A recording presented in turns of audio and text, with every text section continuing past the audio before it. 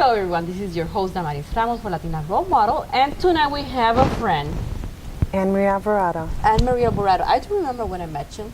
I met you in one of the, probably was either a health fair or a school fair, but I do remember your face there.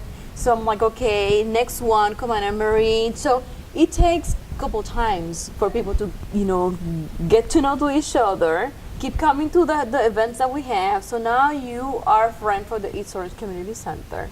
But tonight's about you. What is it that you do? So tonight's about your culture. Tell me about it.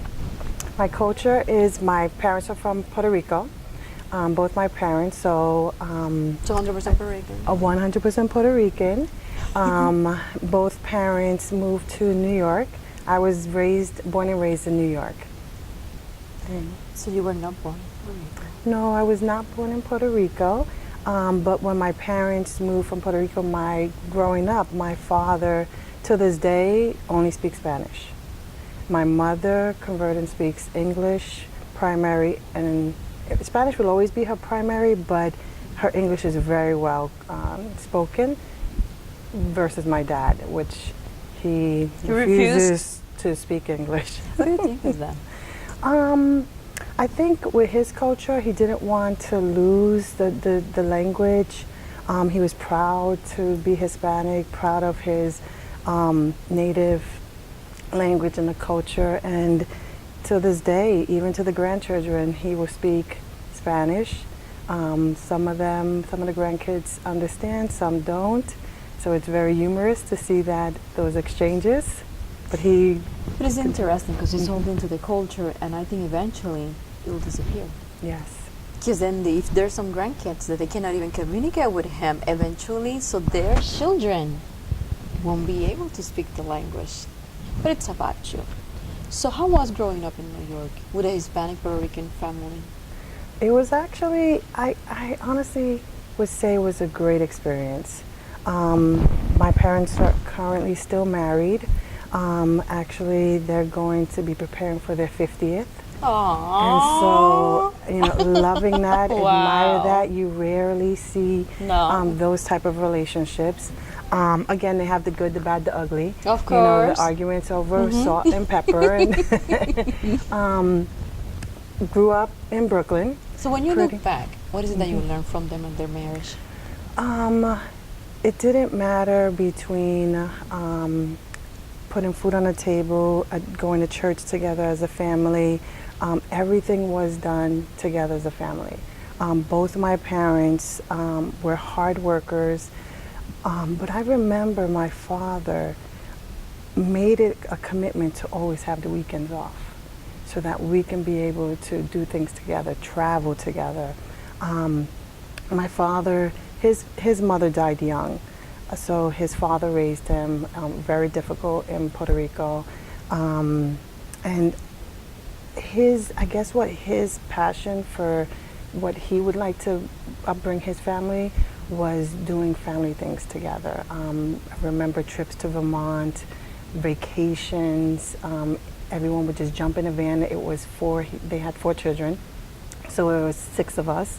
And so he bought a van, converted the van. My dad is very crafty. We would call him MacGyver because he can make anything into something. Turned this van and converted into almost like a home. So he made a bed in the back, and so we would be able to sleep while he's making these long trips because it was too expensive to put us all on a plane. And my mom also was scared of planes, so we would just travel in this van everywhere, and he was just, and still is, such a committed husband to my mom. I even remember when they would go shopping in Jersey, my dad would have the van, load us all up in. He made games. We would climb on top of the van while my mom's shopping at the mall, and we are playing. He sounds like a cool guy. Amazing, amazing dad. When you mentioned like he didn't have but mom was not there. His mom was not there. And I hear some people saying you cannot give what you don't have. However, you can still make it up. You can fake it until you make it. Yes. So that's what he did. Instead of like probably giving you a family, a half family, because that's what he had, he said I'm gonna make it work, and I'm gonna make it work with this one for 50 years. Yes. So that's honestly, it is amazing what he did. I don't think there's an excuse for someone to say, "Oh, I never had that." No, no. You make a choice. Yes. You make a choice of like, you know what, I did not have it, but now my kids are gonna have it. Yes. So you had, yes. I seem like you had an amazing childhood. Both my parents were amazing. My dad, like I said, it had it good and bad because his comment whenever we wanted something, I can make it for you. I can make it for you. I can make it for you. And it was almost like today we would say nailed it, but he actually did pretty good, Mm-hmm. you know, turning them into the things that we wanted. And my mom, she was a very hard worker. Worked with, as long as I can remember, with young children and families. And that's where, for me, my mom is my role model. And the career that I have today, working with children 0 to 3, working with children with disabilities. My mom ended up having her own business and became in New York, we call them providers, where she turned part of her home into a school. And the children would come to her home, to our home, and she had an assigned area, certain areas of the house, and converted into classroom and would teach the children. And again, was her I mean, after own, school or during the day? No, during the day.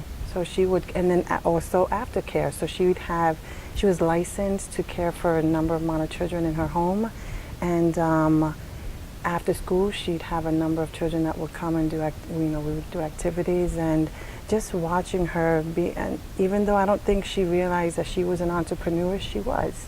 And that's honestly where today I love working with children. I love working with families. I have a passion for children with unique needs, and I give it to her. So tell me about your education, and we know now your motivation, but tell me about your education. My education, my parents, neither of them were able to finish their education, and so when that was one thing that was very important to them, was education. Work was important as well, but education was very critical. And so I obtained my bachelor's in New York, and then moved to Orlando. My parents moved first, and then I followed them. I would say maybe about 6-8 months I probably lasted without them.